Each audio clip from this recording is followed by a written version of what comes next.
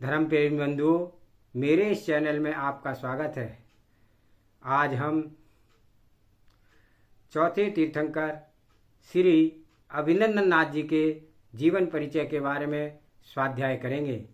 स्वाध्याय से पूर्व मंगलाचरण करते हैं। तीन भुवन में सार बीते रागे विज्ञानता, शिव स्वरूप शिवकार, नमः त्रियोग सवार के। जय बोलो देवादेव केदार श्री अभिनंदनाथ भगवान की जय। गुणे अभिनंदामि नंदनो भवान, दयावधुम शांति सखी मशी श्रियात, समाधि तंत्र से दुरुपोप पत्ते द्वेने ने ग्रंथ गुणेन चायुज्यता। जिनेन्द्र सम्यक दर्शन आदि गुणों का अभिनंदन करने से अभिनंदन कहलाने वाले अपने शांति सखी से युक्त दया रूपी स्त्री का आश्रय लिया था और फिर उनकी सत्कृति के लिए दैनिक कामना होते हुए आप द्विविध अंतरंग रूप से निष्परिग्रहता से युक्त हुए थे। यहाँ भगवान की विशेषता बताते हुए कह रहे हैं कि सम्यक दर्शन आदि गुणों से जो विभूषित है, ऐसे अभिनंदन भगवान जो अभिनंदन करने के योग हैं, अभिनंदन कहलाने वाले हैं, जिनकी शांति छवि है और जो दया से युक्त हैं और जिनकी सत्कृति है और ध्यान में मग्न होते हुए द्विविध अंतरंग, दोनों प्रकार के अंतरंग और बाह्य रंग निष्प्रय परिग्रह को त्याग करके मोक्ष को प्राप्त हुए हैं, वे हमारा कल्याण करें। अभिनंदन भगवान का पूर्व का परिचय बताते हैं। जम्बू द्वीप के पूर्व देश में सीता नदी के दक्षिण तट पर एक मंगलावती नाम का देश है। उसमें रतन संचय नाम का एक महामनोहर नगर है। उसमें किसी समय महाबल नाम का राजा राज्य करता था। वह बहुत ही संपत्तिशाली था। उसके राज्य में सब प्रजा सुखी थी। चारों वर्णों का मनुष्य अपने अपने कर्तव्यों का पालन करते थे। महाबल प्रकृत महाबल ही था। उसने अपने बाहुबल से समस्त विरोधी राजाओं के दांत खट्टे कर दिए थे। वह संधि, विग्रह, यान, संस्थान, आसन और द्विधि भाव, इन 6 गुणों से विभूषित था। उसके साम, दाम, दंड, भेद, ये 4 प्रकार के उपाय कभी निष्फल नहीं होते थे। वह उत्साह, मंत्र और प्रभाव, इन 3 शक्तियों से युक्त था, जिसने वह हर एक सिद्धियों का पात्र बना हुआ था। कहने का मतलब यह है कि उस समय वह राजा महाबल की बराबरी करने वाला और कोई दूसरा राजा नहीं था। अपनी कांति से देवांगनाओं को भी पराजित करने वाली उसकी रानी तथा देवियों के साथ तरह तरह के सुख भोगते हुए महाबल का अधिकांश समय व्यतीत होता था। एक दिन किसी विशेष कारण से उसका चित्त विषय वासनाओं से विरक्त हो गया, जिससे वह अपने पुत्र धनपाल को राज्य देकर के विमल वाहन गुरु के पास दीक्षित हो गया। अब मुनिराज महाबल के पास रंच मात्र भी परिग्रह नहीं रहा। वे सर्दी, गर्मी, बरसात, क्षुधा आदि दुख समता से भावों से सहन करने लगे। संसार और शरीर के स्वरूप को विचार कर निरंतर संवेग और वैराग्य गुण की वृद्धि करने लगे। आचार्य विमल वाहन के पास रहकर उन्होंने 11 अंग के अध्ययन किया और दर्शन, विशुद्धि आदि 16 भावनाओं की विशुद्ध हृदय से चिंतन किया, जिससे उन्हें तीर्थंकर नामक महापुण्य प्रकृति का बंध हो गया। आयु के अंत में वे समाधि पूर्वक शरीर छोड़ करके विजय नामक पहले अनुत्तर में महारिद्धिधारी अहमिंद हुए। वहां उनकी 33 सागर की आयु थी, 1 हाथ के बराबर श्वेत देह थी। वे 33,000 वर्ष के बाद मानसिक आहार लेते थे और 33 पक्ष में एक बार श्वासोश्वास लेते थे। वहाँ के वे इच्छा मात्र से ही प्राप्त हुए उत्तम द्रव्यों से जिनेन्द्र देव की अर्चना करते थे और स्वेच्छा से ही मिले हुए देवों के साथ तत्व चर्चा कर मन को बहलाते थे। यही अहमेद आगे चल कर के भगवान अभिनंदन नाथ होंगे। भगवान अभिनंदन नाथ का आगे हम परिचय पढ़ते हैं। जम्बू द्वीप के भरत क्षेत्र के अयोध्या नाम की नगरी है, जो विश्वबंधु तीर्थंकर के जन्म के कारण महापवित्र है। जिस समय की यह वार्ता है, उस समय वहाँ स्वयंवर राजा राज्य करते थे। उनकी महारानी का नाम सिद्धार्था था और स्वयंवर महाराज की वीर लक्ष्मी की स्वयंवर पति थे। वे बहुत ही विद्वान और पराक्रमी राजा थे। कठिन से कठिन कार्य भी को वे अपनी बुद्धि बल और अनायास ही सफल कर डालते थे, जिससे उन्होंने देखने वालों को दांत तले उंगली दबानी पड़ती थी। राजा दंपति तरह तरह के सुख भोगते हुए दिन व्यतीत कर रहे थे। ऊपर जिस अहमिंद का कथन कराए हैं, उसकी आयु जब विजय विमान में 6 माह की बाकी रह गई, तब राजा स्वयंवर के घर में आंगन में प्रतिदिन रत्नों की वर्षा होने लगी। साथ ही और भी अनेक शुभ शकुन हुए। उन्हें देख करके भावी शुभ की प्रतीक्षा करते हुए राजा दंपति बहुत ही हर्षित होते थे। इससे अनंतर महारानी सिद्धार्था ने वैशाख शुक्ला षष्ठी के दिन पुनर्वसु नामक नक्षत्र में रात्रि के पिछले पहर में सूर्य कुंजर आदि 16 सपने देखे और अंत में अपने मुख में एक श्वेत वर्ण वाला हाथी प्रवेश करते हुए देखा। अतः स्वयंवर महाराज ने रानी के सपनों का फल कहा, प्रिय, आज तुम्हारे घर में स्वर्ग से चहकर किसी पुण्य आत्मा ने अवतार लिया है। 9 मास के बाद तुम्हारे तीर्थंकर पुत्र होगा, जिसके बल विद्या वैभव आदि के सामने देव इंद्र भी अपने को तुच्छ मानेंगे। पति के मुख से भावी पुत्र का महात्म्य सुनकर के सिद्धार्था हर्ष का पारावार नहीं रहा। उस समय उसने अपने आप को समस्त स्त्रियों में श्रेष्ठ समझा। गर्भ की स्थिति तीर्थंकर बालक के पुण्य प्रताप से देव कुमारियां आकर के महारानी की सेवा शुश्रूषा करने लगी और चतुर्निकाय के देवों ने आकर के उनकी स्वर्णीय वस्त्रभूषण आदि की खूब सत्कार किया और खूब उत्सव मनाया, खूब भक्ति प्रदर्शित की। धीरे धीरे जब गर्भ के दिन पूरे हो गए तो महारानी सिद्धार्था ने मार्ग शुक्ला द्वादशी के दिन आदित्य योग में और पुनर्वसु नक्षत्र में उत्तम पुत्र का प्रसव किया।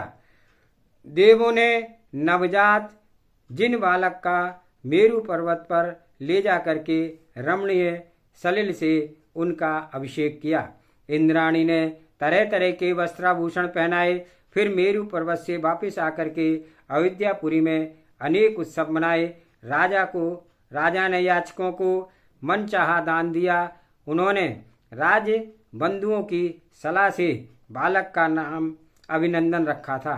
बालक अभिनंदन अपने बाल चेष्टाओं से सबके मन को अभिनंदित करता था, इसलिए उनका अभिनंदन नाम सार्थक ही था। जन्म कल्याण का महोत्सव मनाकर इंद्र आदि अपने अपने स्थान पर वापिस चले गए, पर इंद्र की आज्ञा से बहुत से देव बालक अभिनंदन कुमार के मनोविनोद के लिए वहाँ रह गए थे। संभवनाथ के बाद 10 लाख करोड़ सागर बीत चुकने के बाद यह भगवान अविंद्रनाथ हुए थे। उनकी आयु 50 लाख पूर्व की थी और शरीर की ऊंचाई 350 धनुष की थी और रंग स्वर्ण था, पीला रंग का था। उनका शरीर से सूर्य के समान तेज निकलता था। वे मूर्तिधारी पुण्य के प्रतीक थे। जब उनकी आयु के 12.5 लाख वर्ष बीत गए तब महाराजा स्वयंवर ने उन्हें राज देकर के दीक्षा धारण कर ली।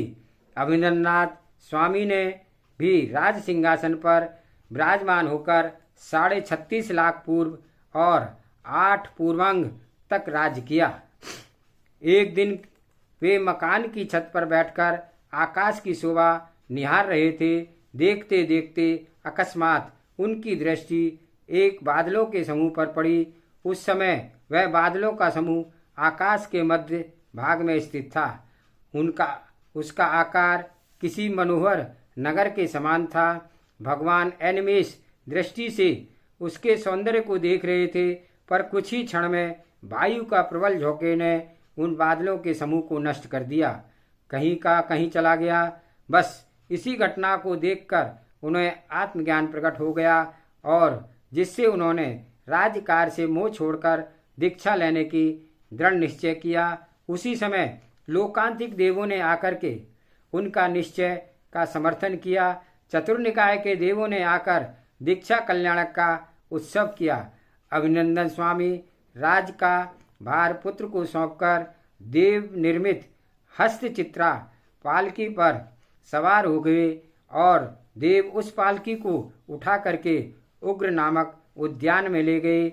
वहां उन्होंने माघ शुक्ला द्वादशी के दिन पुनर्वसु नक्षत्र के उदय में शाम के समय जगतबंध सिद्ध परमेश्वरी को नमस्कार किया और दीक्षा धारण की। अभ्यंतर बाह्य अभ्यंतर परिग्रह को छोड़ दिए और केश उखाड़कर फेंक दिए। उनके साथ और भी 1000 राजाओं ने दीक्षा ग्रहण की थी। उन सबसे घिरे हुए भगवान अविंद्रनाथ अत्यंत शोभायमान लग रहे थे। उन्होंने दीक्षा लेते समय बेला अर्थात 2 दिन का उपवास धारण किया था। जब तीसरा दिन आया तब वे मध्याह्न के कुछ पहले आहार के लिए अयोध्यापुरी गए। उस समय वे आगे की 4 हाथ जमीन को रेख कर चल रहे थे। किसी से कुछ कहते नहीं थे। उनकी आकृति सौम्य थी, दर्शनीय थी। वे उस समय ऐसे मालूम होते थे मानो चलाचल चित्र किलकांचांद्री मेरु पर्वत ही चल रहा हो। महाराज इंद्रवत ने उन्हें पहले पड़घान कर विधि पूर्वक भोजन दिया, आहार दिया, जिससे उनके घर पर देवों ने पंच आश्चर्य प्रकट किए। वहां से लौटकर अभिनंदन स्वामी वन में जाकर विराजे और कठिन तपस्या करने लगे। इस तरह 18 वर्ष तक छद्मस्त अवस्था में रहकर उन्होंने विहार किया। एक दिन बेला उपवास का व्रत धारण कर वे साल वृक्ष के नीचे विराजमान थे। उसी समय उन्होंने शुक्ल ध्यान के अवलंबन से छपक श्रेणी में पहुंचकर क्रम से आगे बढ़कर 10वें गुणस्थान में अंत में मोहिनी कर्म का सर्वथा क्षय कर दिया। फिर बढ़ती हुई विशुद्धि से वे 12वें गुणस्थान में पहुंचे और वहां अंतर मुहूर्त ठहर करके शुक्ल ध्यान को प्राप्त कर अवशिष्ट 4 घातिया कर्मों का नाश किया।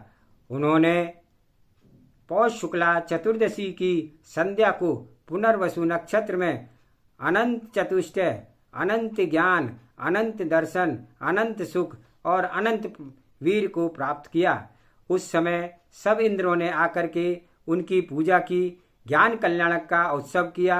धनपति ने समोशरण की रचना की, जिसके मध्य में सिंहासन पर अधर विराजमान होकर के पूर्ण ज्ञान भगवान अभिनंदन नाथ ने दिव्य ध्वनि के द्वारा सबके हित का उपदेश दिया। जीव, अजीव, आश्रव, बंध, संवर, निर्जरा और मोक्ष, इन सातों तत्वों का विशद व्याख्यान किया।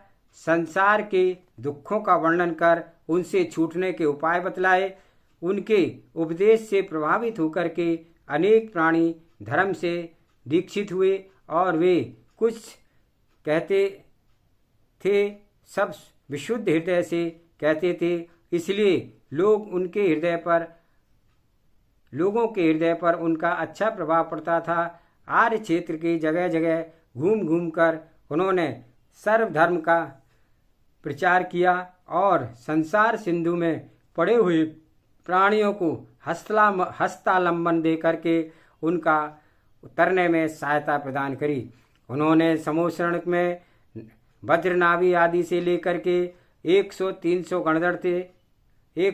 गणधर थे, 2500 द्वादशांग के पाठी थे, 2,30,050 शिक्षक मुनि थे, 9,800 अवधि ज्ञानी मुनि थे, 16,000 केवल ज्ञानी मुनि थे, 11,000 वाद विवाद करने वाले थे।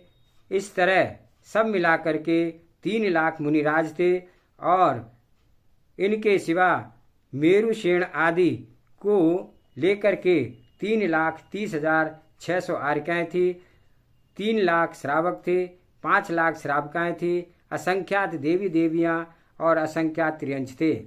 अनेक जगह विहार करते हुए आयु के अंत समय में श्री संवेद शिखर पर पहुंचकर वहां योग प्रतिरोध करके अचल बैठ गए। उस समय उनकी दिव्य ध्वनि आदि ब्रह्म वैभव लुप्त हो गया और वे हर प्रकार के आत्म ध्यान में लीन हो गए। धीरे धीरे उन्होंने योगों की प्रवृत्ति को भी रोक दिया और उसके जिससे अनेक नवीन कर्मों का आश्रय बिल्कुल बंद हो गया और शुक्ल ध्यान के प्रताप से सत्ता की स्थिति, अघातिया चतुष्चय की 25 प्रकृतियां धीरे धीरे नष्ट हो गई, जिससे वे वैशाख शुक्ला षष्ठी के दिन पुनर्वसु नक्षत्र में प्रातः काल के समय मुक्ति मंदिर में जाकर पधारे, अर्थात उन्हें मोक्ष की प्राप्ति हुई। देवों ने आकर के निर्वाण कल्याण का उत्सव किया। आचार्य गुणभद्र लिखते हैं कि जो पहले विदेश क्षेत्र के रत्न संचय नगर में महाबल नाम के राजा हुए थे, फिर विजय अनुत्तर से अहमिंद हुए और अंत में साकेत पति अभिनंदन नाथ नामक राजा हुए। वे अभिनंदन स्वामी तुम सबकी रक्षा करें। तीर्थंकर अभिनंदनाथ भगवान का चिन्ह बंदर था। जय बोलो अभिनंदनाथ भगवान की जय। इस प्रकार भगवान अभिनंदनाथ भगवान का यह आज का परिचय हमने स्वाध्याय किया। आप सभी से अनुरोध, बड़े ध्यान से इसके सुने, पढ़ें, मनन चिंतन करें और अपने जीवन में परिवर्तन लाएं। सभी को जय जिनेन्द्र। अधिक से अधिक लाइक करें, सब्सक्राइब करें, शेयर करें। जय जिनेन्द्र।